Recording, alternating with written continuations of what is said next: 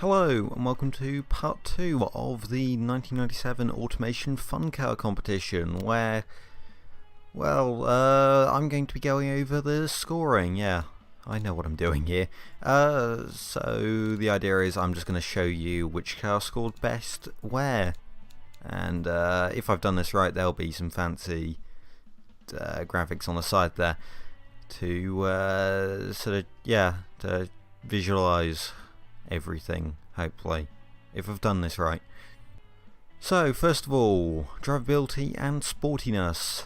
By far and away, in drivability at least, El Bruno and the Marquez is how I've decided to pronounce it. It's probably wrong, I don't really know how to pronounce fancy names. But yeah, 70 in drivability and 34.6 in sportiness means that it is the highest in both of those, quite a lot in drivability, so it scores a 10 in both of those. Next, scoring in comfort is Echo Waffle 8 with the Aeros Mastiff, which scores 22.9 in comfort, meaning that it scores 5 out of 5.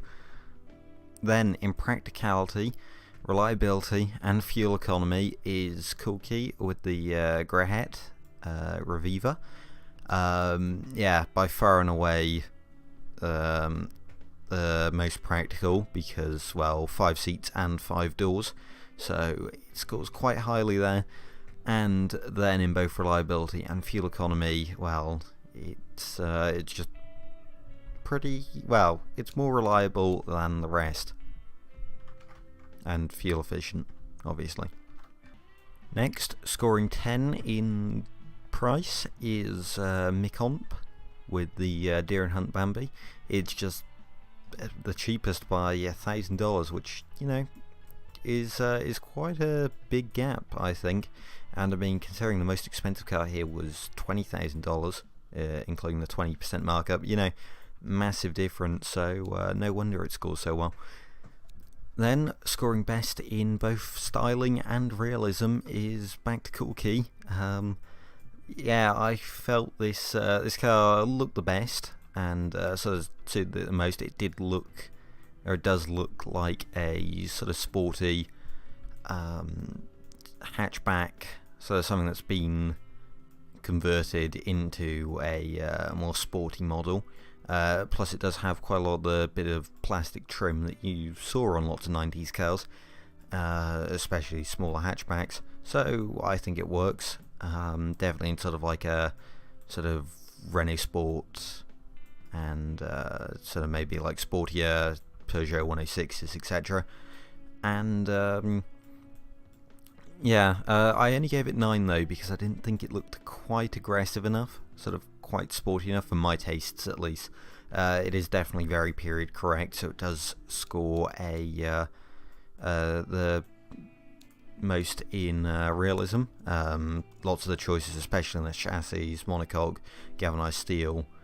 The double wishbone rear suspension may be pushing it a bit, but I think it would be possible and justifiable considering the sort of car it is.